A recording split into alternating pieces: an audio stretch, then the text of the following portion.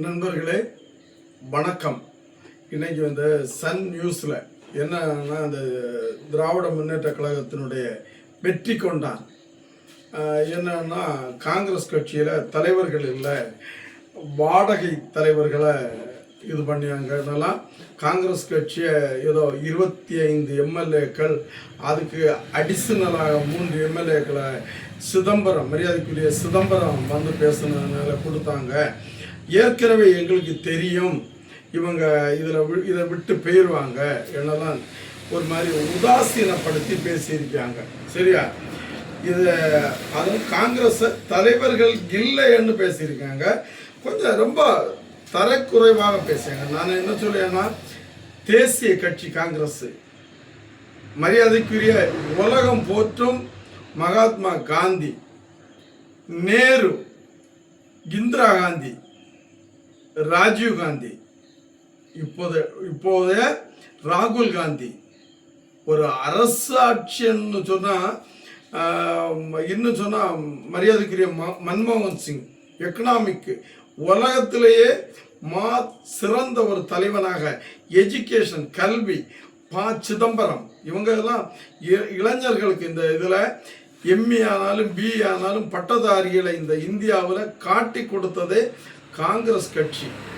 இந்த மாதிரிப்பட்ட கட்சியினரை பார்த்து தலைவர்கள் இல்லை என்னெல்லாம் திராவிட முன்னேற்ற கழகம், திராவிட முன்னேற்ற கழகத்திலே ரொம்ப எங்களை நேசிக்கக்கூடிய நல்ல தலைவர்கள் உண்டு.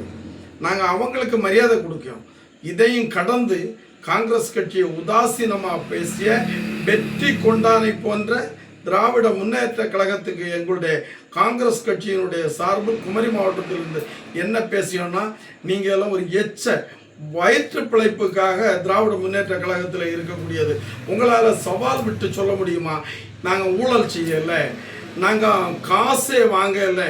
நீங்கள் டிவிகே கட்சியை பற்றி, விஜய் கட்சியை பற்றி, எங்களுடைய கல்வி அமைச்சரை பற்றி உங்களுடைய தூது விட்டுட்டே இருக்குது. அந்த ஆள் சவாலாக பேசுகின்றார்.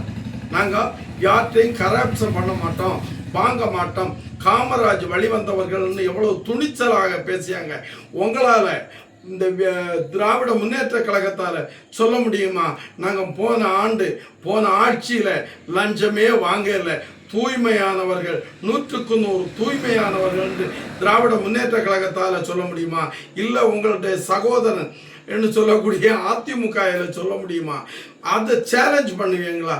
காங்கிரஸ் கட்சி, காமராஜ் வழிவந்தவர்களுக்கு எங்களுக்கு தைரியமாக சொல்லுவோம், காசுக்கு வாழக்கூடியவங்க இல்லை. காங்கிரஸ் கட்சின்னு சொன்னாலே அவன் உழைத்து வாழக்கூடியவன். அவனுக்குன்னு ஒரு பாரம்பரியம் இருக்கும், அவனுக்குன்னு ஒரு சொத்து இருக்கும்.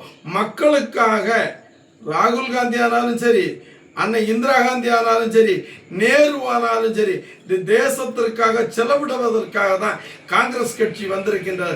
அந்த வழிவந்த ஒரு நபர் தான் காங்கிரஸ் கட்சியினுடைய விவசாய அணியினுடைய மாவட்ட தலைவராக இருந்து நெஞ்சை நிமிர்த்தி பேசி கொண்டிருக்கோம்.